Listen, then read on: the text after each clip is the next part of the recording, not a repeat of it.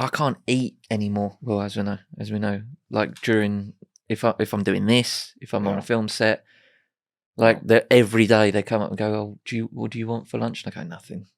I don't like lunch. If I have lunch, I just want to sleep for the second half of the day. You don't like lunch? For me, food is like a reward. So I basically I have bad eating habits, but it's like, what I want to do is I want to get up, I want to have absolutely shitloads of coffee and basically like some other sort of fuel. I do think I sort of invented bulletproof coffee. Like when I was at school, I would get up and I would have butter, like toast, like drenched in butter, and like rocket fuel strength coffee. And actually, that is basically what the Silicon Valley, they were like, have coffee with fat in it. Basically, caffeine and fat is essentially what you need in the morning. So I was like, I invented that. Yeah. Some people put butter in their coffee. I don't know if that was a wind-up, actually. No, they do know. It's called bulletproof coffee. That's what that's literally what it is. Right. It's like, that's what it was like, bulletproof coffee. I was like, yeah, tell me about it, mate. Yeah. Where have you been? Where have you been? I used to, when I was working at Matalan, when I was 16, and I'd be like do college at my college. It was a musical theatre college. Yeah. During the day. It was college, that's right. And then musical theatre. Imagine that.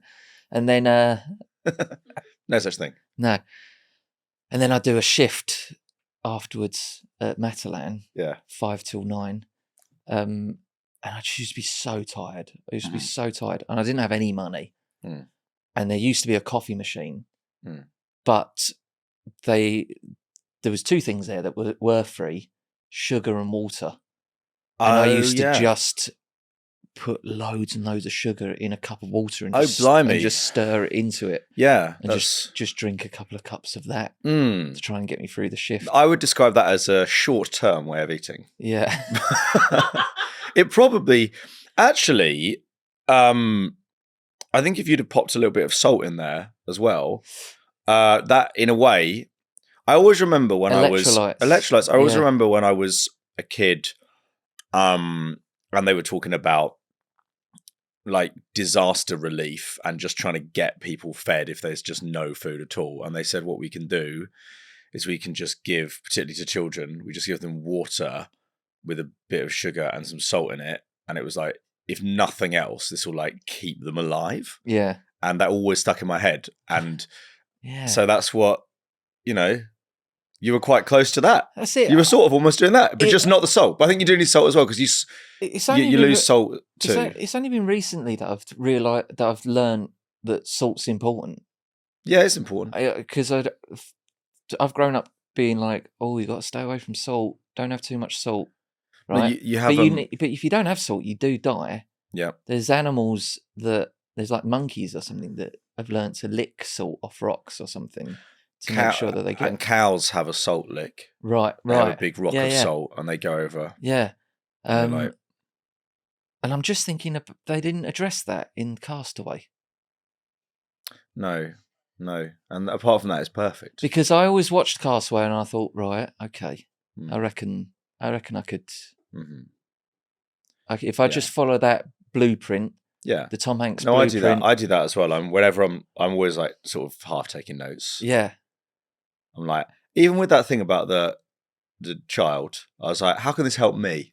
Yeah, well, no, I was like, oh, I was doing the same when top tip. When you were telling me that story, I was like, right, if I'm fucking lost somewhere, in a forest or something like that, I need some kind of sugar, glucose, fresh water, and find some salt that will help me. That will get me through what I need to get. Yeah, that's what I was thinking. How does this apply to me? Yeah. Anyway, what are we doing? Are we recording yet? I think so. Yeah, I think so. We're just in, aren't we? Yeah. Do you think you guys would survive well?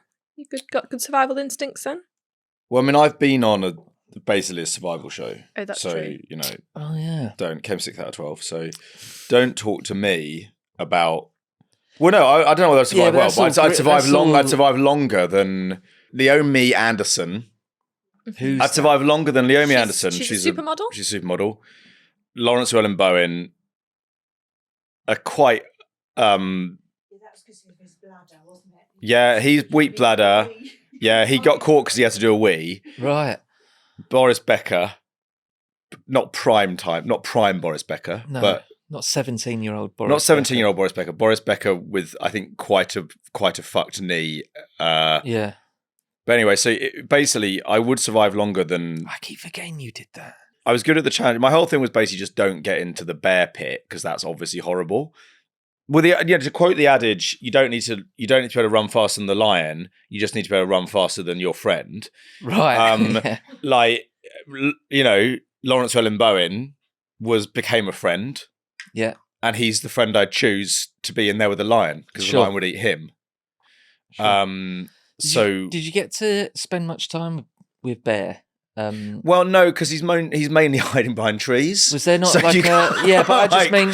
So not, or when you do see him, he's like, you mean off camera? Or, even then. Yeah, even then he wouldn't come out. At the rap party or something. Even at the rap party, it was like.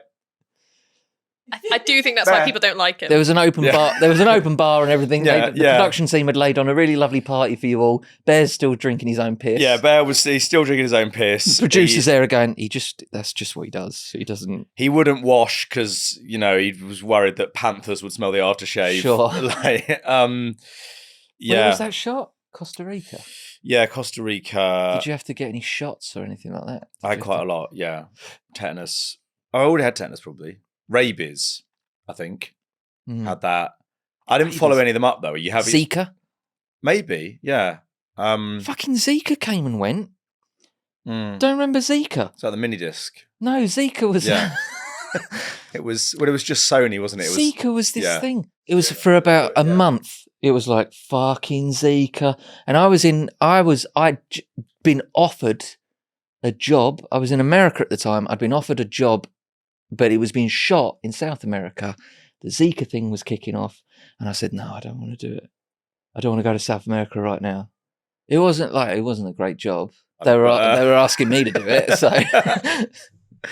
that's always my icebreaker joke. Every time I get offered a job, I go, "Oh, all right, who's turned this down then?" Yeah, no, I likewise. I'm not on the top of anyone's list, and I appreciate that. I know that. If I'm on the top of someone's list, I'm like, I'll go, give me the list. This is bad. Try him. Talk to this person first. Yeah. I once had a Zoom call with a director, and because I always do that. I like, there's so many jobs where I'm like, I feel like this person would be able to do it better than me. And I had a Zoom call with a director once, and just as I went upstairs to the office to go and do it, Claire went, "Do me a favour, don't talk them out of you getting this job." Because you do that all the time.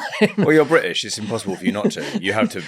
I was like, I don't know. I feel like if you spoke to this person, because they'd be so good at that. I remember I brought up Johnny Sweet once. Oh right, yeah. For a job that I didn't do, and I assume he didn't do it either. Well, I mean, I'm a big Sweet fan, and it was just this part. He might have gone, no, give it to Buckley. And then they were like, well, forget it. There was a part. Yeah, exactly. But there was a part, and I was like, "If you spoke to Johnny Sweet about this?" They were offering me a role in something. I was like, "If you spoke to Johnny Sweet, he'd be so good at this." No, I can't afford to be that generous. I mean, that is. Listen, I know, but you know when you just sort of go. See, I just say whatever's in my head. Yeah. Or too much. Yeah. Way too much. Because I'm like, when you're in a meeting. Yeah. You've got to do half the talking, haven't you? You have to. And I just run out of things to say. So then I'd go, you should give the job to someone else. Because that's what I'm thinking in my head at that moment. Yeah. Yeah. I mean, it's hard when people say, don't say what's in your head. Because you're like, well, there's not another bucket of stuff I could say. Like, there's either stuff that's in my head or nothing. Yeah, that's it. I can't go into other people's heads. I am, because I was first in a double act with him. Right. Well, he won the Perrier. Yeah, so what happened? We went up to double act. Then and you were the slowest. Went up as a double act again 2 years later. Then stopped going up as a double act. He just went up on his own. Won the Perrier. Yeah. So interesting. I've got You were the slow one in the lion analogy in that thing. Oh, I see. Sorry, I was the slow one. Yeah, exactly. I was the slow one. He ran quicker. I want to tell you something now that so when I was at this is the kind of sort of foundational self-esteem that my character's built on.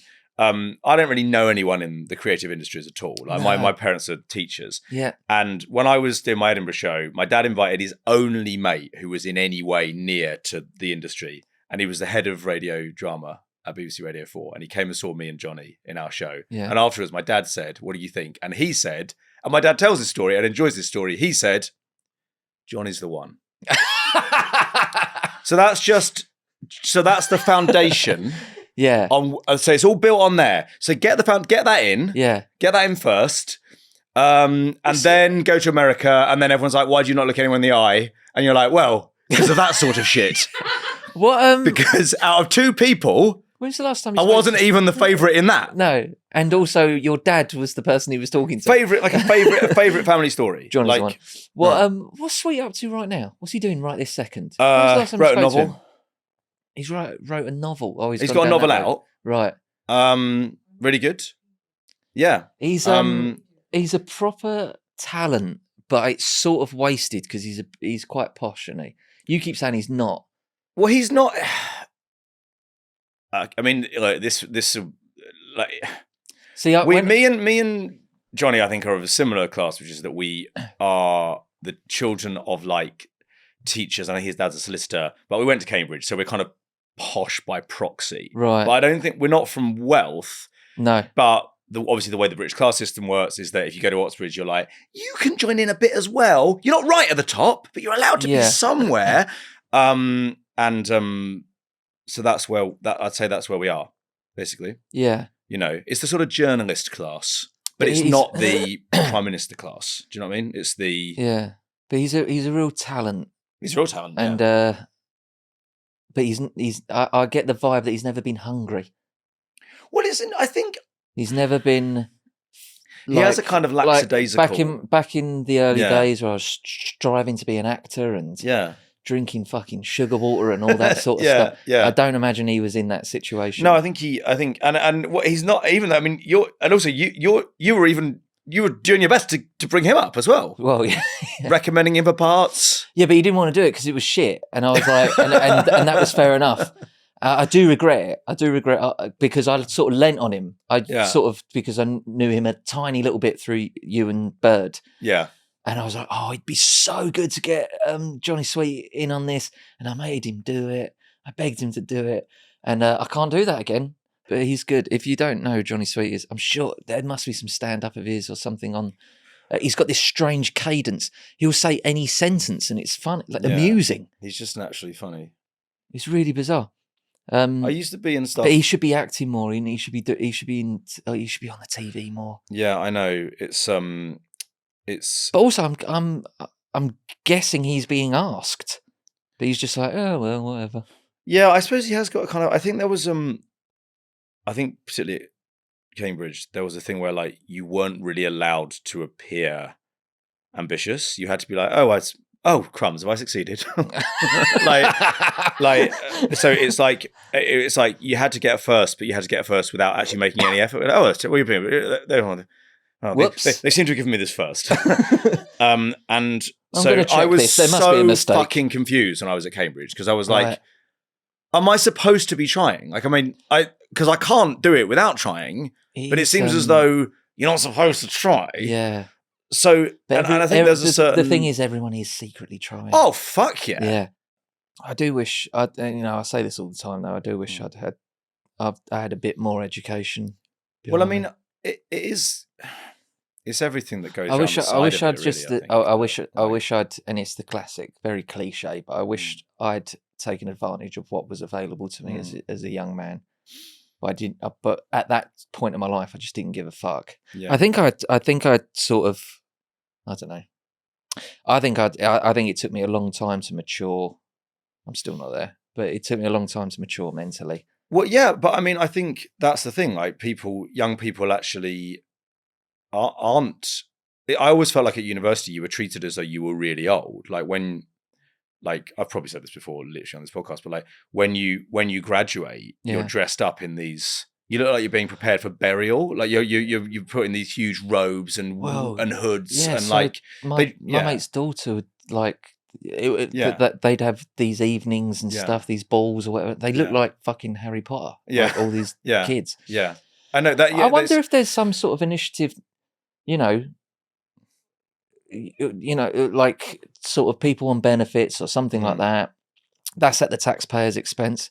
I wonder if you could send them to a college or a university. I think that's for a year or two instead. Find something that they're passionate about, because you do. I genuinely don't. I don't think it. I don't think it's unusual to not realise until your 30s, where you're like, oh, that's actually quite interesting, and I'd like to know more about that. And it's not unusual at all. I did history because I sort of quite liked it at school, and history's the one though. History's brilliant, but I think it was fairly. I also, by the way, I was really bad, like really, really, really bad at it. Like I didn't know anything at all. Like I did. It's funny. I'm listening to a podcast about George Orwell now, and I wrote my dissertation on George Orwell. And actually, looking back, I'm like, fucking hell, my dissertation was shit. It was just like, I was like, Orwell says this, then Orwell said this, then Orwell said this, and I didn't interrogate. I wasn't like, some of this isn't true, or like this isn't. And what was the thing you were obsessed with?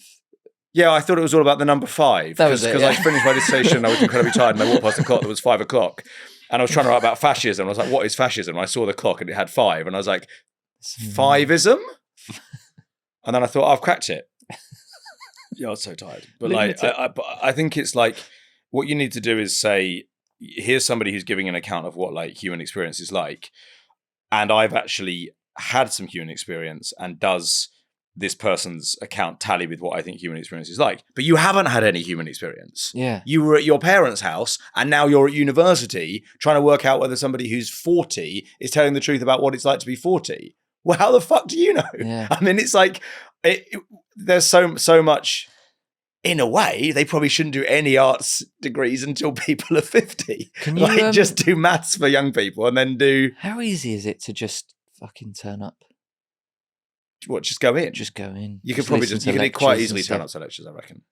You also you're allowed to go to other people's lectures. There's that episode in Peep Show. Yeah, and Gilmore Girls, where Mark.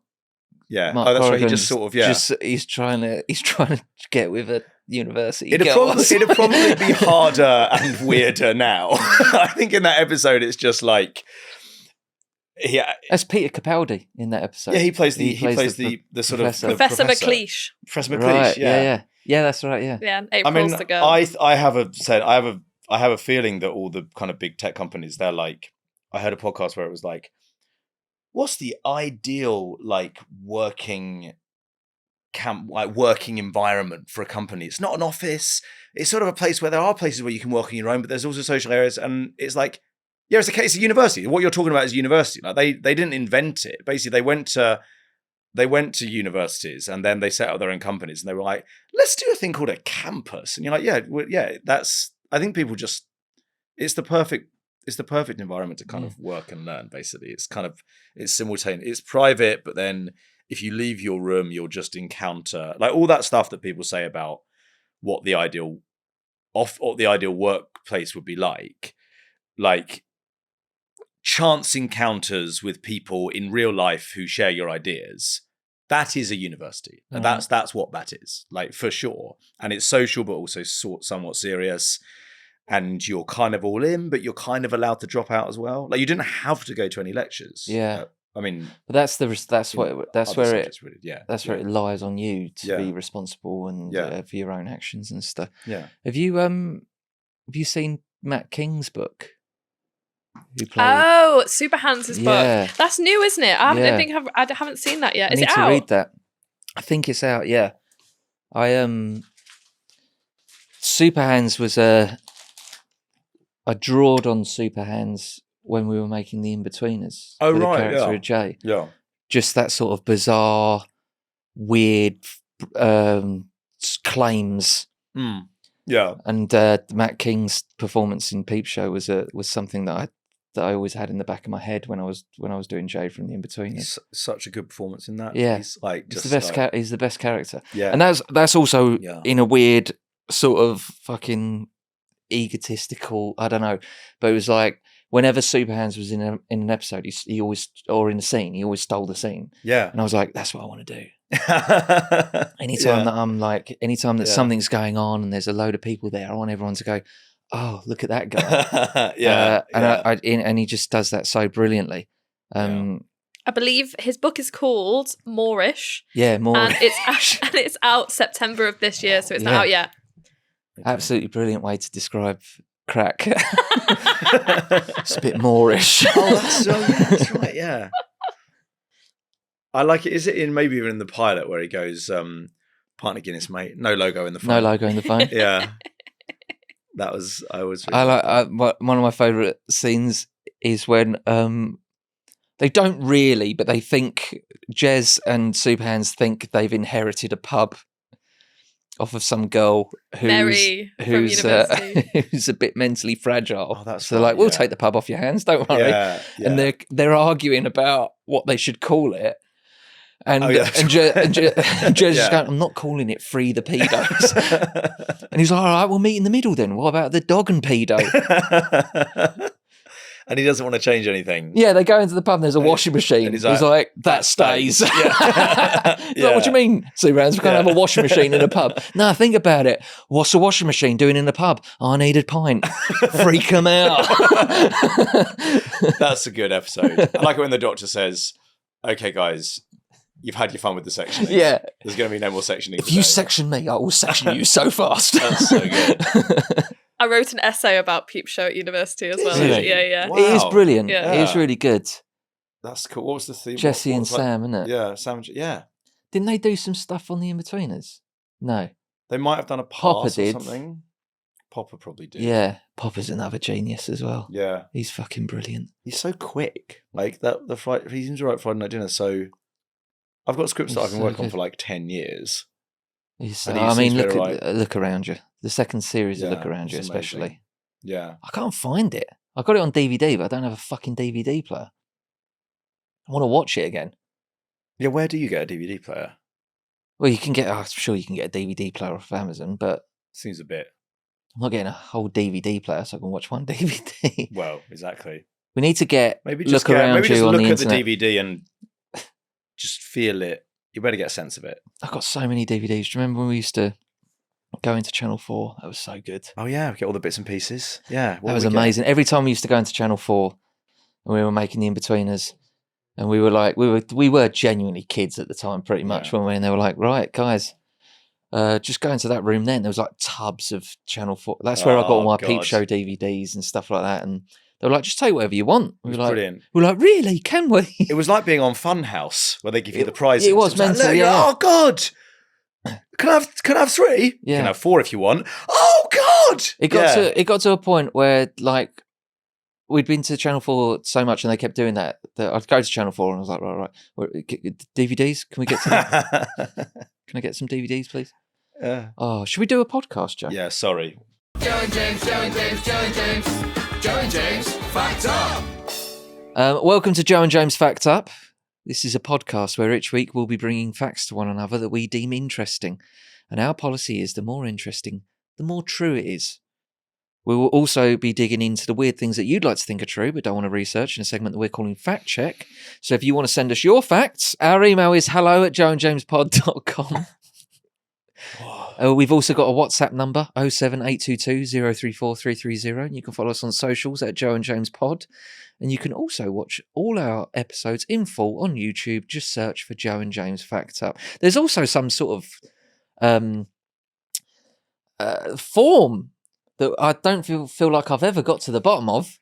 No, but I like the form. Somewhere. I like that it's just. I don't. And people are using it, but I don't think I've ever really. They know where it is. We don't Give them. Okay, fair enough. It's in the description. It's in the description. There's a link in the description. All right, brilliant. Well, I've never really been au fait with what a description is when it comes to. They were saying it's in the podcast. Well, if I could describe a description to you, no. Yeah. Anyway, it won't work. Let's do our little catchphrase, Joe. Okay. Let's get. So it's now. Now. Let's get fact up.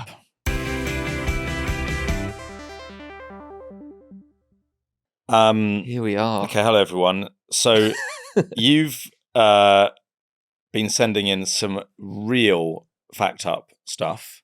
That was very natural. Yeah. For us to discuss. And James, we've got here an update from someone that I remember. Yeah.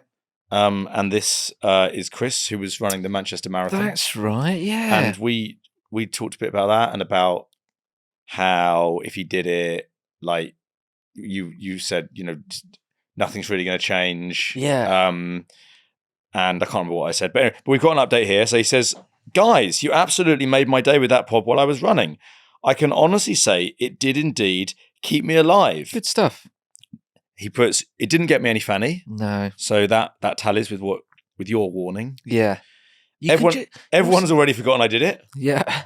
I'm never running another marathon again. Anyway, I really appreciate the mention and the facts, and it was just the lift I needed. And the mention for the charity will hopefully bring in more donations, which is Hospice at Home, Carlisle and North Lakeland.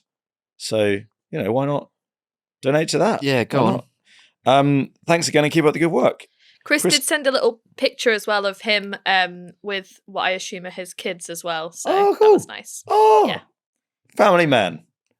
It's a family show. Let's find out whether they are his kids or not before we... Okay, I'll drop him a message. Or let us know, Chris, please. Yeah, just wouldn't be... They had signs saying, go dad, so that's what I'm assuming. Okay. Yeah. Well, okay, so far... But even then, so far, so as good. far as Chris's, they still might not be his. That's true. I should have done my due diligence. I don't know what he's missing. Well, he should find out whether they're his. Yeah. Because if it sounds like he's out quite a lot running these marathons, what's Mrs. Chris Cowley doing? Exactly. While the cat's away. That's what I think. The mouse. Marathons, golf, fishing, stuff like that. It's all stuff that blokes do because they're not getting their leg over. That's all it is. That is really all it is. And listen, I've got like endless amounts of hobbies. I'm in the same fucking bracket. Don't you worry about that. I'm not like bragging that me and my wife that we've got 2 kids. We've been together for fucking ages. I'm not saying that we've got an amazing sex life by any means. When it does happen, it is amazing. But that's what blokes do. They sort of, if they were like having it off a lot, they'd be like, because if it was like, I'm going to go away for golf this weekend, and then Mrs. goes, well, do you want to? Or maybe we could, we could have a bit of fun together. They go, oh, sorry, lads, I'm not coming to cool. Portugal. Oh, no, for sure. Yeah. I mean, I think some of these male hobbies are literally a way of killing time. It is, yeah. It's killing time in between sessions. Yeah. That's the only the only thing guys are doing. Yeah. Just describe it as in between sessions. Yeah. Oh, I was just checking. Yeah, cool. Yeah. Oh, well, thank you, Chris. Yeah, Glad thank you, Chris. to. I'll tell you what, Chris. I would have liked a little time there. I'm guessing that it wasn't that impressive, which is why you've not included it. But well done on doing a marathon. More importantly, well done on raising money for that hospice. Absolutely. There. That is always good. Yeah. Can't really have you for that one.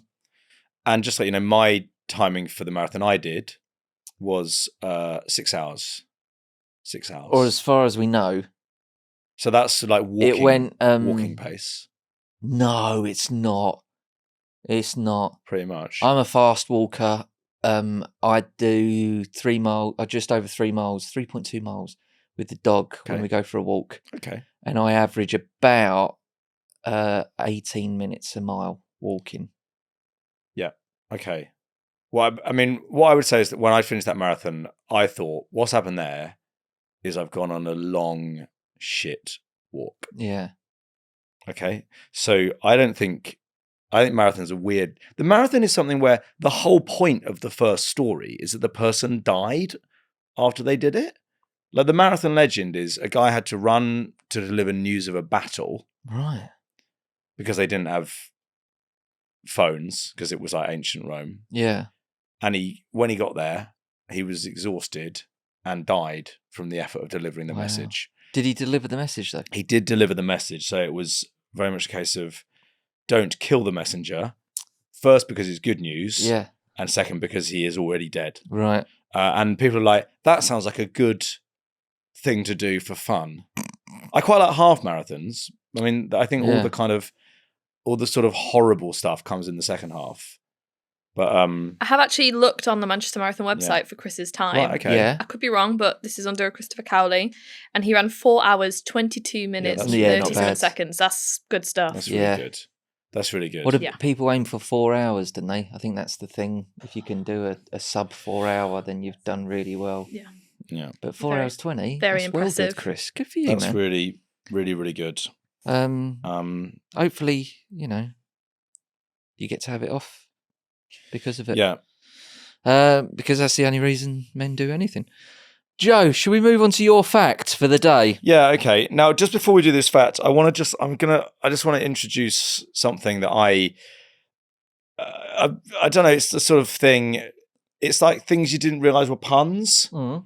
So I've got two, just to kind of get the section going. Is this a little feature? It could be a feature. I don't know. So I'll see if people like it. Oh, things that you didn't realise were puns. I tell you what, we do need to make a feature. Sorry, Joe. No, go on. Sorry, go on. but suggest what you'd like me and Joe to reenact next. You know what? I already got on the case and I've called it Joe and James Script Up. Oh, okay. And there is a post on our YouTube page where people can suggest some scripts. Okay. And we've already had quite a lot of submissions. So someone suggested 50 Shades of Grey. Yeah. I mean, if you're lucky, maybe we can get round to it next episode. Yeah. One person said, "Can you do the upside down kiss from Spider-Man?" Yeah. I would love to give that a go. Good. That would be really difficult to do.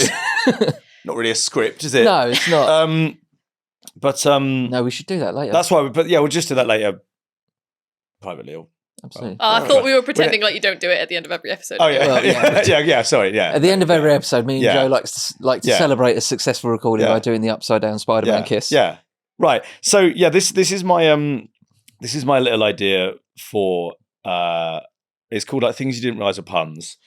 And so for example, there used to be a magazine called Boy's Own. And sometimes when Harry Kane scores 50 goals a season, people are like, this is Boy's Own stuff. This is this is Roy the Rover's stuff. Right. But I think the band Boy's Own is a pun on Boy's Own. I know the band Boy's Own. I wasn't aware that's a pun. of the magazine Boy's Own. Okay, well I think that's a pun. Boys OWN. Yeah, as in a boy's own paper. Right. This is something for the modern boy. It's the Yorkie. Yeah, it's like, magazines. are you a boy in today's world? Right. You need Boy's Own. Yeah. Because it's for you. Yeah. And you're a boy. And I think that's a pun on that. And then the other one, Match of the Day, is a pun on Catch of the Day. Of course it is. Right? So this is what Of course it is. So this is what I'm talking about. Let's get this going. Fuck. Let's see what else is out there. You've blown my mind with that one. There's stuff out there, and people say, there's no new land left to discover. Well, in the mind there is, and I'm saying, do you know what, man? And I think it would be good if, we got something going where we're out there looking for them, for these puns. Match of the Day. Match of the Day, Catch of the Day. Catch of the Day. Of course it is. Yeah. See, I didn't. I know back long before my time, Match of the Day was the only way that you could see football on the television for many, many, many years. And it was funny because you could only watch it really, really late at night, or really, really early in the morning. Yeah. It was like, we want you to be tired. Yeah, it was just. But I always just thought Match of the Day.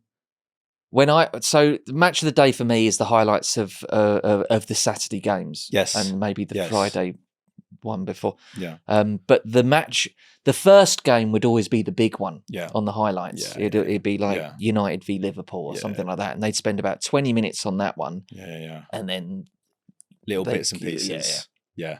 And I always thought, that's the match of the day. The first one is the match of the day. Who's, like MasterChef or something. And who's then, won? Yeah. That's the match of the day, and then we'll get to the other matches afterwards. But no, of course it's Catch of the Day. Of course it is. Catch of the Day. Fucking hell. Unbelievable. And I just think there's stuff out there. As I say, I think I didn't realise that Girls Aloud was a pun for a while, but of course it is. Go on. As in, girls are allowed in this club too. Well, girls are, right? And also girls, but it's spelt allowed. Allowed, yeah, but that's what I mean. Because I spelt allowed as in they are allowed. Well, as in they're... That was the thing. I got that, but I didn't realise that it was a pun on ALLOWED. They were kicking the doors down, weren't they? They were like, girls can do this too. Yeah, absolutely. But also we make music, which is loud. Yeah, and we're loud, You didn't get that? Didn't realise that. Didn't realise Beatles was a pun. So, I mean, everyone knows Beatles. Beatles is... Because it's spelled differently. Yeah. I would say that the Beatles, as a claim to actually maybe being one of the worst band names of all time, because it was, at the time, there were loads of other bands around. And it was all because they all had beat in them. So it was like the Mersey beats. Yeah. And they were like, what about the Beatles? And you're like, well, it's terrible. I mean, it's terrible because it's I imagine the image is some Beatles crawling around. I imagine they spent what were they called before? Oh fuck, it's just gone out of my head, and now my kids are going to disown me. Before they were called the Beatles? Oh. Were they called like the Herdsmen or something? It was shit. I can't remember what they were called. It's on the anthology albums and stuff. But they I imagine. Help? I Googled yeah, it. go on. What were they called before? The Quarrymen? The Quarrymen. Of course they were. Jesus Christ. Yeah, the Quarrymen. Oh, I'm going to get pelters for that one. But they, I imagine they spent all of 30 seconds coming up with that name. Yeah, it does. Yeah. Yeah. But there is I think there is a trend with bad names that are actually really good. Like the Arctic Monkeys, I think is a terrible name for a band. It's very poppy. I mean, it's not. It sounds a bit. It sounds like a band for children. It's like Eiffel 65. It sounds like 90s. Yeah. Sort of. Something came up on my phone the other day actually, and I was like, Jesus Christ, the Scatman, 1994. Oh yeah. When I was watching, and it was the bloke who was, and I don't know if this is true or not. Yeah. But they were the story. You know, sometimes they do a video and there's a description. That's how they suck you in, don't they? And you read what's going on. Yeah. And the story that whoever it was that made this Instagram account that was serving up to me was that he did genuinely have like a really weird stutter, and he turned it into a. I don't think that's true. I really don't think that's true. Interesting. It's not interesting. I don't know if I'll make it into the edit. I think that's interesting. Have you got a name for the feature? Because if not, I've got a suggestion. I haven't got a name for it. So, well, my suggestion would be punbelievable, because you have said good. Unbelievable. Yeah. So if you're happy with that, I really like punbelievable. Is this just open to comments? Yeah, I'd like to know what are puns that are out there that, and it doesn't matter if they're obvious, because that can be quite funny as well. If you're someone just going, I didn't realise this was a pun. Yeah, I just have said this all my life. Yeah, I'll insert the jingle that we make here. I think the band Boyzone is a pun on Boys Own. Of course it is. Match of the Day is a pun on Catch of the Day. Fucking hell. I didn't realise that Girls Aloud was a pun for a while, as in girls are allowed in this club too. And people say, there's no new land left to discover. Well, in the mind there is. It's unbelievable, Jeff. Yeah, that'd be great if we could have some more. I mean, it's. Puns are good. People are crying for more jingles on this podcast. Puns. We need more jingles. I do like a pun. I think they're very silly, and they are Route One. I know Gervais famously isn't a fan of the puns. I think in one of the XFM shows or the podcast or something, he says like, "Oh, I hate the puns. The pun is the lowest common denominator of comedy." I don't think so. I do. I agree it is, but I can't. I'm sort of a. I think it's in the eye of the beholder. I mean, I'm sort of a masochist, I suppose. I can't help myself. I like shit jokes sometimes. A day without puns is a day without sunshine for me. But I think it's almost like it's a way of like I often think like rhyme when things rhyme. People are snooty about rhyme as well, aren't they? Like poems that rhyme are shit. But like rhyme is also a way of like it generates a connection that's completely random, because there is something interesting about a connection that's completely random. The brain quite likes things. Absolutely, it plugs straight into the brain. You remember something if it rhymes more. Yeah, it does. Yeah, but also it implies that there's a connection between these two things, even though there's not. But I would say the brain always makes one, because that's what the brain does. So there is something interesting. We have to have connections, don't we? Let's get on to your facts. Yeah. Joe. Because today's facts, Jesus Christ, what a theme, eh? I really tried to think outside the box with my one. I asked the team. I Stay wasn't here. tuned, that's coming later. For the most recent episodes, I wasn't here, so I asked the team what were like interesting things that came out. Right. Okay. Did you go what? No, actually, I thought that sounds about right. Yeah. Did you? Yeah. But did you go? I'm gonna have to come back. No. I'm gonna have to get on top of this a little bit.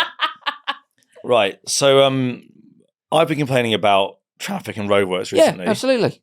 So the team have asked us So we decided today, to build a whole podcast episode around that. So, that's the bit that stood out. I can't believe it. What were they talking about? I can't remember any of it. Joe was moaning about the roadworks, but other than that, you got a taxi to the studio. Yeah, it does take fucking ages. Like it's mental. Yeah. The main type of person you see in central London is a builder on a construction site. Oh, is the city finished or not? Finish the fucking city and let's live in it for a bit. Hold on, hang on a minute. Sorry. 1 second. I was in London for literally 10 minutes and I saw a naked man running through a park. And then I went by a pub called the Cock Tavern immediately after. Oh, wow. My God. Can you believe it? He was probably running out of the pub. And they were like, come back! Yeah. Because you're our cock. And otherwise we can't be called the Cock Tavern. Pre-12, naked in the park. Pre-12 naked is pretty amazing. And my taxi driver went, ha ha ha ha, London. Oh, London, yeah. I am okay. I didn't see the cock itself. I just saw arse. Just saw arse, okay. Yeah. Okay. And I hope that person's well. Did you not want to see the cock a little bit? They are interesting. Yeah, I've seen difficult them, it's fine. As a you know. Yeah. I say I was going to have sometimes it's interesting. A man with a record of staunch heterosexuality. I don't know, it wavers a little bit, to be honest. But you do sort of, if you see a cock, you gotta have a little. You want to take it in. Yeah. You're curious. Yeah, they're funny things, I think. Yeah, exactly. Flapping about. Yeah. That'd be really sore as well. You feel like you get kicked in the balls sometimes if you don't strap yourself. That's why I wear Y fronts. I've never particularly had the urge to be like was it like naturalists? Nah. Or naturists? Naturism. I know, yeah. I don't know. I'm not. I feel like it's totally unnecessary. Yeah. Sorry, Joe, I interrupted there, but it really was. No. But yeah, we're gonna do facts about roads today. So we're gonna do some road facts to help repair our relationship. Oh. Why is our relationship fractured? No, I think with roads. Oh, with roads. Oh, okay. Oh, okay. I was trying to come up with something about potholes, but it wasn't. Oh, I see. Oh, okay. Well, the potholes. That sounds like a better direction. Yeah, that sounds like more our level. Yeah. Well, I've said I was thinking about it now, so that's just as good, isn't it? Okay. I would if I did own a pub though, I do like that you can get away with nonsense names for a pub. And I would just call it the Big Cock. Yeah. Ye old cock. Yeah. Common misconception, by the way. Ye old? Well, that's how they used to write TH with a sort of Y. So it's always been the. The. Yeah. Interesting. Still think it's fun though. But in old English, a TH would become a sort of weird Y thing. Fabulous. Wow. And we've had a fact before Joe's there facts. There we go. Also, I think this is. Well, I'm just going to say it. Listen, man. There's only so much you can do about roads. So I was fucking sweating on the train in today. Don't you worry about that. This is my category. My fact. What's the category of vehicle on the road that's had the biggest increase in the last 25 years? Hang on. What category of vehicle? What category of vehicle? What type of vehicle have we got has had the biggest increase? I would say the car. It's not. Vans. Is that right? Vans are up. Vans are up. I don't know why. In fact,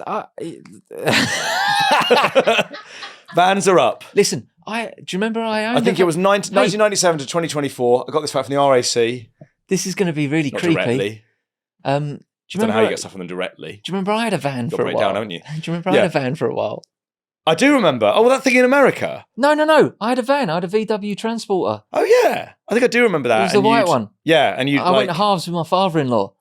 Yeah, I think I did. Yeah. He buys, my father-in-law buys VW Bus magazine and stuff like that. Great read. He's got a subscription. Great read, that. And, my God. And magazines, how often does that come out? I'd say once a month. It can't be weekly. Yeah. It's twice a day. But yeah, he's left it in the living room every once in a while, and I can't help myself. I've had a little look in. I go, fucking hell, this is cool. Some of the stuff that they do with these with these transporter vans. I mean, vans are there's. I'm interested in the highest category. On the back of your driving license, you have a thing that says like what categories of vehicles you're allowed to drive. Now, you can't just get into an HGV. You need a special license. Yes. But you can go up to, I think, Luton van. And when we moved house, I drove our own Luton van. Yeah, this is what I want to ask you, because you're a bit older than me. Yeah. And you've been driving longer than me, I assume. Yeah. I'm a seasoned road user. Yeah. Have you got your driving license on you? Yeah. Because over there. I've been driving for a while now as well. I passed my test when I was 17. It was the first fucking thing I needed to do. Yeah. When I was 16, my parents moved town just as I left school. So I was like, just in a town where I didn't know anyone and I couldn't go to school or meet any or make any friends or anything like that. So I was like, I've got to get a fucking driver. I've got to get the fuck out of here so I can go back home and see all my pals. Yeah. But my driving license has got all like, I can drive all kinds of shit. And I think that was just because, what have I got here? Look, I can do like a tow thing. I think I'm allowed to do this. I've got a motorbike. Well. I've got like a motorbike, a van, a car. I can do a tow. But James, the back are you saying that because I'm like a bit older that maybe I'm in a different category vis-a-vis like dementia and stuff? No. So like, no, that's not what I'm saying. I think they dumbed down the driving test as years go by. I think they make it a bit more easier. Oh, okay. Because Claire, when I first met Claire, my wife, she didn't have a driving license. Yeah. And the back of her thing, she's not qualified to drive half the stuff that I am. And I think that's just because it was a bit. Can I see yours? Yeah. This is not interesting. This is not a good podcast, but it's just for my own. People can comment. What can they drive? Yeah. My dad's got a HGV license. That's impressive. That does get the pussy. Yeah. If I had a HGV license, I would just. I was a single man. I would just accidentally drop it. Oh, we're exactly the same. Yeah. Well, so what? Claire wasn't allowed to drive as much as you, or you were? No, there's loads of things that Claire can't do on the back of her license. So it's weird. I don't know what it is. So when did she get hers? When was that? Before or after you? It would have been about 2012. Oh, do you remember the paper counterpart? Yeah. Where the fuck was that ever? My God. When you had to like produce it to hire a car. Yeah. And you'd be like, I've got that. All the like. I've got that in my little leather wallet that keeps all our passports in. Okay. I'm all right on passports. My daughter's taken to just carrying her passport around, like just because she likes to have it. Right. Yeah. And I'm like, could we not do this? Yeah. It's genuinely not an argument I can win. I'm like, she wins the argument. I'm like, okay, just take it, have it. Take it out then. It is like negotiating with terrorists sometimes. It's madness. You can't do anything. When they're sort of you can't do anything. You literally can't do anything. Because like also they don't understand. And you don't want to come across as cruel or mean. Yeah. But sometimes they're just like a passport to a toddler. It's just a little book with their picture in it. And they're like, oh, fucking brilliant. Yeah, amazing. Completely. You can't really communicate with them. No. We can't lose that. That's going to be a real problem if we lose that. No. And...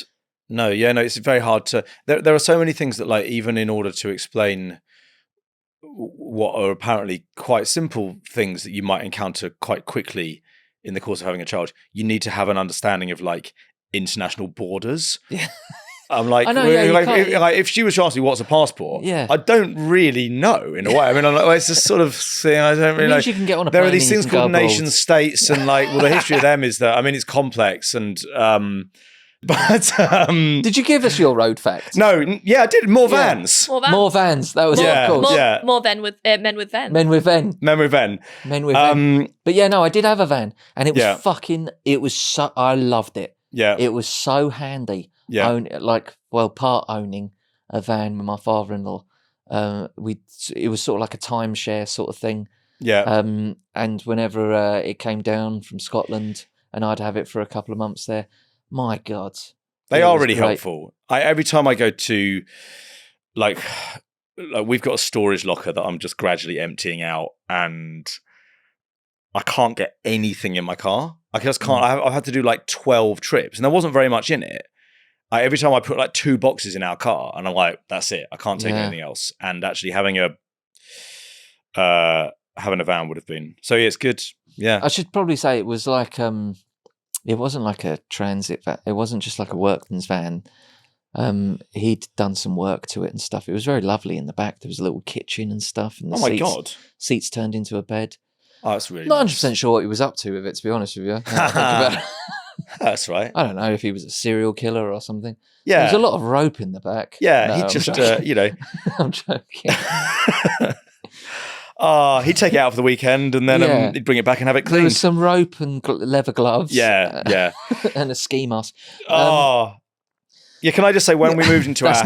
That's not true. No. It's not true at all whatsoever. Tell you what is true though, when we moved into our house, I drove the Luton van. The Luton van's one of those things with like the flipper at the back. Right.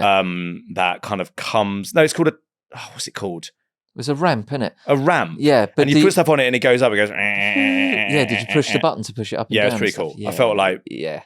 Pretty good. Yeah. I felt like I was... I bet Hannah was looking at you while you were operating that. Yeah, this is... Yeah, I was like one of those like dock guys in The Wire. Yeah. She was like, yeah, so I'll probably be down at the Union bar with the boys later. Absolutely. Drinking 50 beers. Yeah, with my Irish Union pals. Yeah, and then going back on shift. Yeah. Yeah, I don't sleep. But basically, I drove that and my dad followed behind him. He had actually a VW van at that time as well. Bit beaten up. Interesting story. Bought it for 10 grand. It immediately started to fall apart. Yeah. Recently sold it. £75. So is that scrap? Well, the bloke came out. My dad's a terrible negotiator. Right. The guy was like £500. Then he came around the house and he was like, "Oh, it's got a few problems. It's probably going to be more like 75 to 100." And my dad went, 100? The guy went, 75. So why did he mention 100 then? Yeah. Dad is not a negotiator. Yeah. He's not. He's all he needed to say was, well, I think he could have got more than £100 anyway. But in that situation, you could have gone, look, give me 100 quid now, you can take away. That's all he needs to do. Yeah. He's not good with money. Right. Not good with money. Clearly. I don't think he likes money. Frankly. No, can't stand the stuff. Doesn't like it. Anyway, he followed along behind in that VW van, and then my brother had hired a zip car. My little brother had a zip car. So this convoy arrived with this Luton van and a quite old, knackered VW. And all right, other people around where we passed other people. Like people are constantly moving in and out of like houses, and so we'd pass other people who were like I remember on the same day we saw that's it. a proper moving crew. I think it's Friday. Yeah, I feel like Friday. Everyone moves on the same day. Yeah, I don't know why. I think I haven't moved for a long time, but I feel like it's like Friday's moving day. That's when everyone. You get the weekend then, though, right? So yeah. Move on the Friday, take because away. Because there's usually a big fucking chain of nonsense where the people have to leave the house that you want to move into, and so everyone does it on the same day, don't they?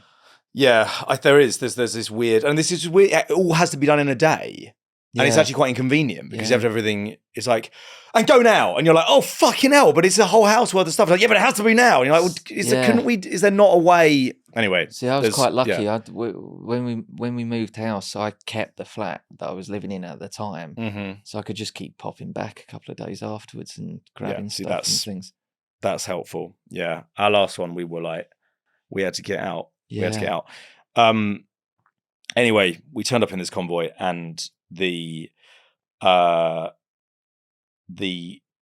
boy who lives next door saw us moving in, and it was me and my dad, and he's got a little bit of a limp because he's got and it was Hannah's dad who's like actually not got a limp. It's like it was these two old blokes, and then it was a little procession of like children. The other people helping were all children, so it was like. So like Cara's two boys were helping. They were like 5 and 3. So they were carrying in little things. I think probably like my daughter would have been, actually she would have just been a baby. Yeah. So it was these quite old men and children carrying in like single items. And you were just having a fag watching. Yeah, well, I was helping as well, but it looked so bedraggled, basically, Yeah. compared to the classy kind of like liveried removal men, kind of one street Kara's over. children to hurry up. Yeah, Fucking, yeah. Come on, Come lads, on. get. Yeah, Are they boys? Yeah. Yeah, come on, lads. Yeah, come on, Fucking lads, pull your socks up. yeah. Anyway, the boy who lives next door, his mum later told me that he'd said to her that it looked like the end of the world when we were moving in. Right. Because it looked like basically it looked like some people who were like fleeing a war zone. It was like individual items. None of it was packed properly. No, I can imagine that. Yeah. Yeah. Absolute chaos. Listen, I love you to bits. Mm-hmm. And but organised is not a word I'd associate with you at all whatsoever. No, I don't like to plan stuff that I feel why would you? No. Well, if I feel anxious about something, if I plan it, I'm going to have to think about it before it happens. So I'm more like, just let it hit me. Yeah. You know that bit, in Deep Impact where like I've never seen Deep okay, Impact. well it ends with a woman and her dad. Morgan Freeman's the No. president. Oh. I think it is actually. Yeah, Yeah. I do know. Yeah, and it's got Tia Leone is in it. And genuinely quite a good film. And at the end, she's like standing on the beach with her dad, and they just let the tsunami hit them. And I'm like, that's what I want life to be like with me. Just let it hit me. Okay. I won't bother watching it now then. Well, it's still good. Yeah. It's primarily about family, interestingly, and I actually think quite ahead of its time because it's got a female lead whose story isn't primarily about a romantic relationship, and actually. Because it's about a meteorite, you're like, oh, it's just a kind of blockbuster. But actually, I think it's aged quite well. There's some deep themes in there. Well, I think it's called Deep Impact, of course, because it's another pun. It's punbelievable because the impact is. I mean, it's a little bit like Melancholia. It's like, sure, an asteroid's hit the Earth, but the human mind is so gigantic that actually that's not even the most significant thing that's happened to this woman. The most significant thing that's happened to her is that she's reconnected with her father. Should we do fact check quickly? Yeah, let's do fact check. Yeah, we should do the rest of the podcast. Yeah. Oh god, this is. I'm sorry. I feel like I am a little bit tired. No, that's all right. Sorry. No, I'm not. Is that not for? It's because I've. Again, not noticeable. It's literally fine. Like I don't know. Is it all right? Okay, I don't know what to tell you, Joe. That will make you feel good. It's not me. No, what you said is fine. You are bang on. I'm bang on where exactly I normally am. where you normally are. It's unbelievable. How could it's you? unbelievable. Yeah. Yeah. Thank you very much. Let's do fact check. This is the part of the podcast where we read a fact or a question that you like us to get to the bottom of. And then we're going to have a good little think during the break. Yeah. Oh, is there going to be a break? I don't know. I don't know where the break. I don't know where the break is going to come in this episode. Got to move the car in half an hour. Because we're basically down to the last 5 minutes, aren't we? We're okay. We're doing right. Because my fact's super quick as well. Yeah, there we go. We're fine. But this is the point where you give us a fact. We'll have a little think during the break. We'll decide how true it feels to us and decide whether it passes our fact check. This week, it's all Joe in the. You've really fucking screwed Joe over in this brief. You're giving me a lot to do, but it's okay. Sorry. Listen. I can manage it. Shall I do this just to give you a bit of respite? Yeah. This week's fact check comes from Kay and Ryan, who have sent us a voice note. Hello, James and Joe. This is Kay and Ryan coming to you from Woodstock, New York. And our fact today is about friendships. Have you heard about this 7-year rule of friendship? Supposedly, relationships or friendships that last more than 7 years will last a lifetime. But what do you think? Based on your own personal experiences, do you think this is a fact? Does it reign true for you? Also, just curious and all, being from Woodstock, New York, which artists would you both have liked to see if you could have attended the original Woodstock Festival? Anyway, love to you from New York. That's exciting. Pretty exciting. We've gone international. Pretty exciting to have an American listener. I feel like Ryan didn't have too much to do with that. He was there. Maybe did he produce the message? I think Ryan's doing as he's told, and I assume these guys are in a relationship. Listen, and good for you, Ryan. You're flying under the radar, and that is how you navigate a relationship. Anyway, maybe they're friends though, because their thing was about. No, absolutely not. Otherwise, Ryan would have said something. Right, let's have a little break, and then we'll come back with our thoughts. Welcome back to Joe and James Fact Up. Hello. we were just fact checking on the behalf of Kay and Ryan, who wanted to know if a friendship lasts 7 years, it's a friendship for life. And I have to come straight in with, again, I think there's something in this. I think I've heard a similar thing, not about friendships specifically, but about relationships. There's that thing. Is it the 7-year itch? The 7-year itch. So if you make it past 7 years, you're probably going to be okay. If you can get the 7-year, this is it. Yeah. This is what it is. This is what this thing is. Yeah. What we're doing right now. Yeah. And if it's cool with you, then we're all gravy. Do you know what I mean? But I do think there is some actual, I don't want to say science, but I don't know, anecdotal evidence or something like that, where the 7 years, if there's a relationship for 7 years, you've probably traversed everything that will happen. You've probably sort of maybe, I heard Conan O'Brien use this metaphor once, but like it was almost like you've crash tested it, like you kind of you've put it through all the stresses. What if we test it in this way? What if we test it in this way? I think he was actually talking about having children as well. I think children will crash test the relationship more than anything. Right. The most stupid thing you can ever do is, if you're in a relationship that isn't working, go, let's have a child and that will hold us together. Like a child is basically trying to tear your relationship apart, I would say. Yeah, that'll be a strain on it. Yeah, you need to be in a good place before you're like. Yeah, you'll have less sleep. You will have more responsibilities. You'll fuck up more. You'll fail more. I mean, I think you'll bicker a bit more as well. Yeah, I think basically children succeed, adults children fail. Are very that's good basically that's my basic narrative for life. As a child, I was always succeeding. As an adult, I'm constantly failing. Children are very good at turning their parents against each other. Sometimes there's been loads of occasions where my kids are in the wrong, and then me and Claire will start arguing. Yeah. And then we both go, hang on a minute. Wait a minute. Hang on a second here. Well, what my daughter and they're no longer in the room or anything. And you go, what? Yeah. They've done it again. They are good at it. My daughter is just very basic. She likes me to take her to the park because I'll buy her more treats. I mean, it's just completely basic. That's it. That's all Dad's got. I do have this thing in my. I have this theory. I've got blind obedience. I mean, that's something. But every child, right, has an actual physical connection to their mother.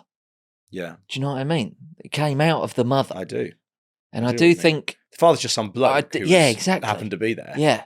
I do think I think it's way more difficult for a dad to get that connection with their children, and we have to please them a bit more. I think mums get away with stuff, but they still want their love.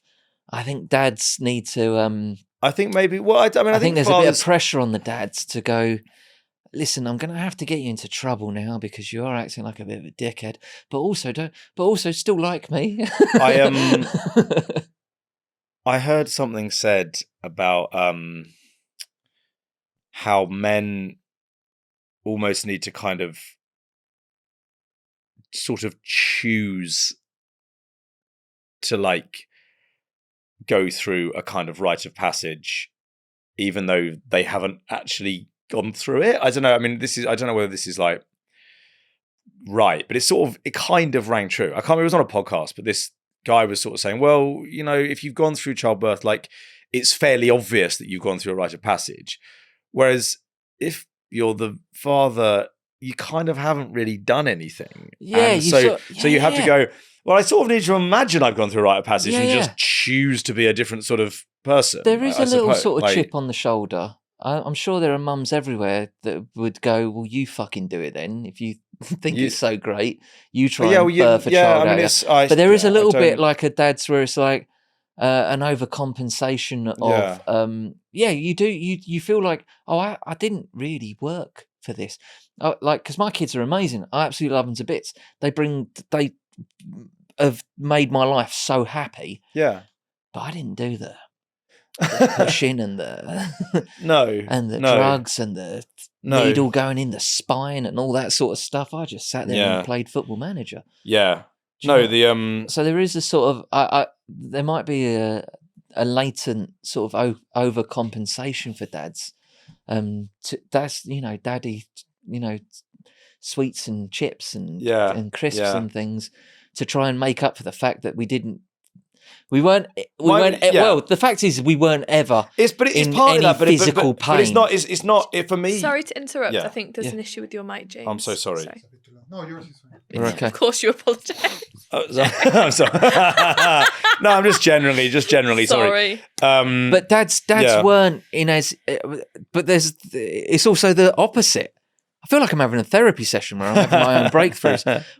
Whereas not only were we not in any physical pain, but the physical stuff of the child was actually quite good for the dad. I know, yeah. So you do sort of go, oh no, I really owe a lot. I think I'm in debt already. I think it's not so much that for me, it is about not having done, not having given birth. But I think it's more that my biggest fear as a father is basically that I haven't really grown up at all. I'm still basically a child myself. I think basically I was a child until I had a child. And then I was like, I can't be a child anymore. It's not that I don't want to be. I love being a child. I love it because if you're a child, you're judged positively. It's like, compared to nothing, you did this. There wasn't anything before, and now you've been in a play. Oh my God. Whereas if you're a parent, I think a bit like the state, you're judged negatively. You're like, it was supposed to be perfect and it's fallen short. Yeah. And you're like, well, okay, so it's all, by the way, it's only ever going to be a failure. And it's not that my daughter says anything like that. It's that I constantly think that. But basically, my biggest fear is essentially, I'm still basically a child, like a male child, maybe a male adolescent. I'm selfish and self-centered. I want to be the main character in my life. Yeah. And the truth is, I can't really be the main character. There's a bit of Chris Rock stand-up where he said, every man should stand in front of the mirror every morning and go, fuck you. Right. I thought that is basically what it feels like. It's like, there are times where I'm like, the best thing you could think, Joe, is you need to think that you've died. All right? That character, the body isn't dead, but that character's dead. Yeah. Okay, so we're sometimes when having a child, honestly, if I could put a finger on what the emotion is, genuinely it's grief. I came to grief for the Joe who died. But I came to terms. I actually was quite comfortable when I first became a dad because I just was like, oh, I wasn't a dad yesterday, and now I am. Yeah. And now I just have to be a dad. Yeah. That's what everyone does. Okay. That's what every parent does. Yeah. There's no real set of guidelines. All the babies are bespoke. You find out what works for you and what works for the kid. Yeah. Because I've had two. Yeah, and both being dad even now at this point, I'm a different dad to one of them than I am the other one, because they both need different dads. They both need different things from me. So you do wing it and you work it out. Yeah. You will work it out. Yeah. But I think your job as a parent is just to make sure that your kids are a slightly better person than you are. Yeah, and then hopefully they'll do the same. Yeah, and then that's what you sort of. There is a thing. That's the goal. That's what you sort of aim towards. Yeah. But if you and it's very easy to overcomplicate and to overthink. But if you just try and instill some things, stuff that you've done wrong, things about yourself that you don't like, you've got a chance now to make sure that the thing that you've made isn't the same person as that. Yeah. And that they're a bit better than you. No, totally. I mean, yes, I agree with all of that. But it's the fact that anyway, so let's go back to this.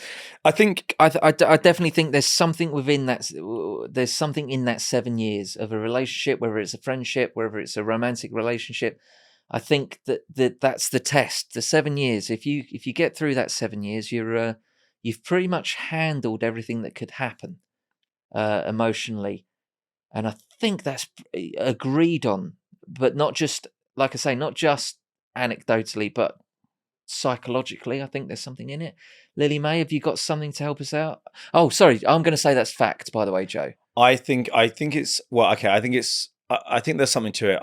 I think that's more true with relationships. With friendships, I think I have a slightly more cynical take, which I think it's often to do with the time of your life in which you made friendships. And I think I've got friends that I made when I was 4. Yeah, I think it's quite hard to make really good friends when you're, I don't know, over 30. Yeah. But I also have made really good friends over the age of 30. I love, like, genuinely just wonderful people. So actually, in a way, maybe they just need to be really, really good. Whereas maybe some of the friends you make when it was just you happen to be in the same junior school as them, that is literally just because you happen to be in the same junior. I think to some extent, the Inbetweeners, one of the things that makes it poignant is like, it's kind of just the people who were there. Yeah. But actually, because of that time in your life, they're your best friends. You don't really get to choose your friends when you're a child. When you're an adult, you do get to choose your friends. Yeah.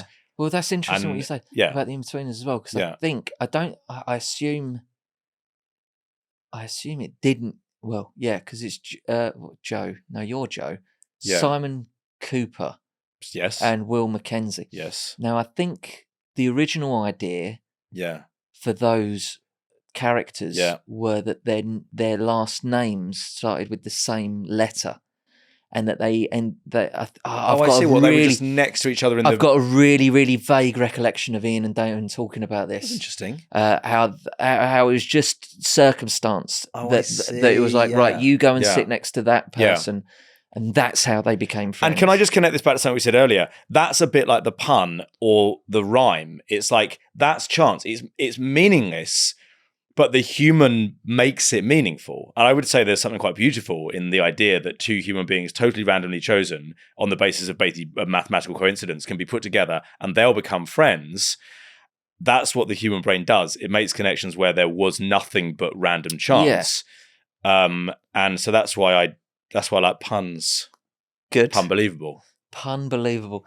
What's Google saying, Lily May? So I had a little look, and I would say there's not a wealth of research done on this. On the friendships, there's a sociologist, Gerald Mollenhorst, who's done a bit of research, and his kind of thesis of that is that I'd always trust a guy called Gerald. Gerald. I just be like, yeah, sure. Gerald. I mean, to be fair, could be Gerald. Okay. Gerald. Oh, so is it G-E-R? Gerald's the name, isn't it? I've heard that name Is before. it an A or an E after the G? A. Yeah, it's Gerald. Gerald. It genuinely could be Gerald. It's quite a nice name, I feel like it's Welsh. Probably is Welsh. But go on, what are they saying? He says that from the research he's done, people tend to rotate their friendships around 7 years, and it's around half their friendship circle that ends up being rotated every 7 years. Right. And bonds that survive that tend to endure because they've gone through significant changes together. Yeah. From his research. Makes total sense. Total sense. I did look a little bit into the 7-year itch as well, which is more about romantic relationships and partnerships. The research is kind of based on like divorce rates. Mostly, and it's also known as the 4-year itch. Right. And a bit of the research is kind of disputed because of where the 7 years or the 4 years begin. So a lot of couples divorce 4 years after getting married. Wow. But when a relationship starts, and that's the sort of peak divorce year, but a lot of relationships obviously start before then. Okay. So it's just working out where the 7 years begins. Might be the same itch. But yeah, exactly. So when you have one of those itches where it's like here and here, but you're like, somehow it's the same itch. But also people say that there might be troubles before then, but once you get married, there's sort of a general boost in relationship, and there's a sort of another phase of the honeymoon phase after you get married. Okay. And then that is when perhaps disappointment comes in. When was that? So I would say it's that solid. So, and with the friendship thing, it's like there's a kind of a reshuffle after 7 years. So if you survive the reshuffle, you're locked in for life, and it presumably means you're in both groups. Like, well, there we go, Kay and Ryan. Hopefully we've First of all, so exciting where in New York was it? Sorry, Woodstock. Oh, and Kay also asked. They also want to know what artists will we want to see at the original Woodstock. I'm going to go boring, but the Jimi Hendrix performance was absolutely amazing. Yeah. It was incredible, and I have seen it. I've seen footage of it. Obviously, I wasn't there, but I've watched all that, and it was amazing. And they sounded incredible, and I loved that he had those big. It was almost like cable tied. I assume it was really windy at Woodstock or something like that. But because he had these big orange, sort of yellowy orange foam things around his microphones, and they looked like they were like put on like at the last minute because. It seemed amazing. And I've also watched that documentary about the Woodstock. They tried to bring it back in like '99 or something. Yeah, I've seen like that as well. It's absolutely incredible. Fucking carnage. It's absolutely incredible. It was terrible. It was genuinely. They literally burned it down. Yeah. Like at the end of the weekend, they handed out candles to everyone, and they used the candles to basically burn the festival down. Yeah, brilliant. It was. Yeah, I mean, yeah. But thank you, Kay and Ryan. Yeah. Could I do my artists as well? But I don't know. I mean, I was going to say Hendrix as well, probably. I think the Who played as well. Who else was there? With the Grateful Dead. The Who played. Janis Joplin. That was a great performance. Stills, Nash and Young. Maybe they're the ones Creedence? I would have, just in terms of like. I know Janis Joplin's obviously a legend, but actually, I'm not. I don't know her work as much as some of the other names you've mentioned. What's interesting about quite a lot of those names, I feel like they really maintained. They were still in the spotlight when I was listening to music, certainly in the 90s, like Santana, Joe Cocker. Well, fucking Santana and Matchbox, what are they called? 22 or something? Matchbox 19 or something? Yeah. There was a lot of that Move kind of... like the ocean. There was a lot of that kind of like Latino stuff that was all in the charts when I was at school. And I was like, this is a disaster Matchbox for me. 22, yeah. But it was like, I already couldn't dance, but it was like... let's forget about it. Yeah, that's it. Like, what time to be alive? Brilliant. It was a terrible time to be alive. I was like, I'm great. a 17-year-old boy from Essex. I can't do like Latino dancing. Are you fucking joking? It's like, of course. It was like, oh, here comes it was all that kind of stuff. It was like, unless you could like rumba, you couldn't go to a nightclub in Chelmsford. I was like, I can't fucking rumba, obviously. Yeah. I play Championship Manager all day. I don't know where my hips are. There was a lot of so I can't join in. It was incredible. Honestly, they should teach you how to dance at school. Instead of sex education, they should teach you how to dance. There was a lot of Hispanic stuff going on. It was like, she bangs. Oh, yeah. Oh, baby, as she moves. It was all that. It was all that kind of like south of the border. And I was like, not south of the border. No. Give me stuff from Scotland or something. Where it's like, stuff from Norway. Like, I don't want this... If you want me to dance... Sashaying skirts. If you want me to dance, I can do a jig. Exactly. Honestly, yes. River dance. That's as as rhythmic as I get. Yeah. Awful. It was a nightmare. It was a fucking nightmare. It was like from nowhere having to be really, really good at fucking water polo or something. I was like, I can't do it. Obviously, it's a totally random skill that you've just plucked out of the air, and I'm supposed to be really good at it just as part of my general Saturday night out. Right, Joe, you've got to move your car in a second. Let me do my fact, and then we'll say goodbye. Yep. My fact's super simple. We had to do a fact about roads. Yep. I decided to. I was having a look at the Lombard Street in San Francisco. Okay. You know what that road is? I know Lombard Street in the City of London. No, this is in San Francisco. It's that very famous street. Where there's loads of curves on it, right? Yes. And I was looking at that, and I was thinking about maybe coming up with the history of that. And then just because of the way my brain works, I just went, I wonder how much it costs to get a house on that street. Okay. So here we go. The most expensive house on Lombard Street in San Francisco is 950 Lombard Street, a 9,500 square foot compound that sold for 27 million in 2020. Yeah. Although it was originally listed for 45 million. So okay. So they obviously your dad didn't buy that. He wasn't involved in the negotiations on that one. No. It was owned. If he owned that house, he would have sold it for £75. It was owned. They would have gone, well, could probably it's either 45 million or 75 quid. Perfect. Here we go, though, Joe. Yeah. It was owned by OpenAI CEO Sam Altman. Brilliant. What a mate. It is known for its Batcave garage, a cantilevered infinity pool, and extensive amenity-filled grounds. As long as he's having a good time. Spanning a full city block in San Francisco, by the way. Is that grim? I don't know. Keep me out of it. But I assume San Francisco is famous, for being able to pay to live there. It's mental, isn't it? Yeah. They've got a big housing problem. Its key features include a 4-car garage, There's a wine wall, there's a spa, there's a sauna, there's a wellness centre, and a 12,000-gallon rainwater harvesting system. That's pretty good, isn't it? It's a good house, and and if all he had to do was unleash a force that's probably going to destroy the world in order to get that house, I'd say, well done, Sam. Good on you. Good lad. So that was my fact for you. Lombard Street. To be honest, that's a very good fact. I think most houses do go for around 3 to 5 million on that street, but this one sold for 27 million. Okay. Listen, I've got to go. You've got to move your car. I've got to have a piss so badly. I've never needed a piss more in my life. But I'm all fact out. What have we learned today? Lily Mae, can you recap us, please? I'm never going to remember. What was it? That the 7-year itch is a thing. Yeah. 7-year itch is a thing. There's more vans on the road than there used to be. Which is punbelievable, by the way. Yeah, absolutely. That's punbelievable. And who would have known? Living in San Francisco is quite expensive. I never knew that. But we hope you've learned something or had a nice time. I'm struggling. Next week, we'll be back armed with more facts, chats, and cracked tarmac. And don't forget that you can get in touch with us if you'd like us to fact check something that feels true to you or whatever nonsense that you want to get to us. Our email is hello@joeandjamespod.com. Our WhatsApp is 07822034330, or you can follow us on social media @joeandjamespod and head to the podcast description if you've already forgotten those details. I've got to go for a piss. We'll see you all next week. Bye. Guys! Joe and James, fact up!